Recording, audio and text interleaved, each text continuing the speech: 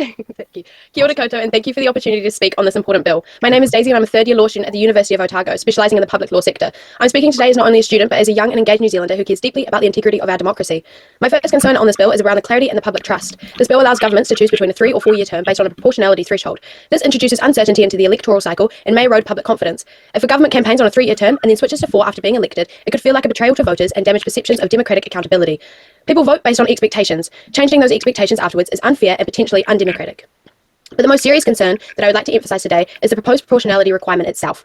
Clause 5 of the bill attempts to introduce safeguards by requiring that the select committee membership reflects the proportion of non-executive MPs from each party. This mechanism can be strategically manipulated by the government of the day. The proportionality requirement is calculated only using non-executive MPs. The fewer ministers a government appoints, the more non-executive members that they have available, and the greater their influence on select committee becomes.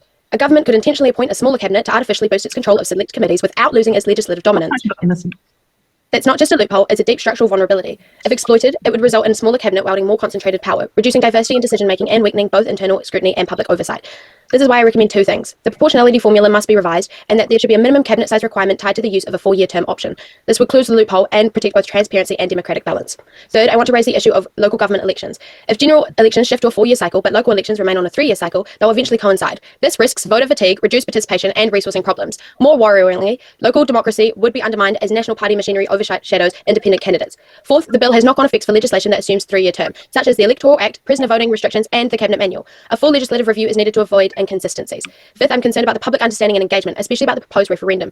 The current referendum question, do you support the term of Parliament enabling 4-year term legislation Amendment Act 2025 coming into force, is overly legalistic and inaccessible. Many of my peers didn't understand the phrase coming into force, and they are university students. A successful referendum requires plain language that enables informed voting and the rule of law. Finally, I support the Ministry of Justice's recommendation for clear referendum on a fixed 4-year term and not a variable one. This is a more transparent, stable, and democratic approach. In summary, I support the idea of a longer term, only if the democratic safeguards are real and reliable. This bill without significant changes does not yet offer that. I urge the committee to carefully consider the structural and democratic issues I've raised to ensure reform upholds the public's trust and voice.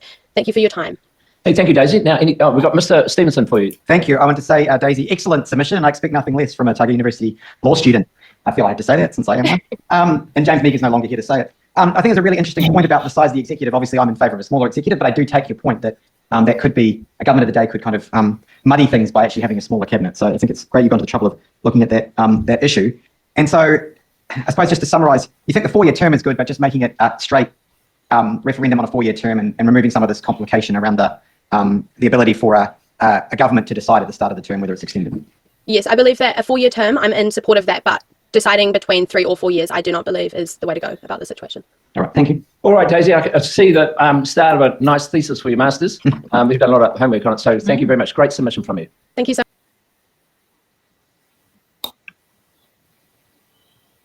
So, what did you gather from that submission?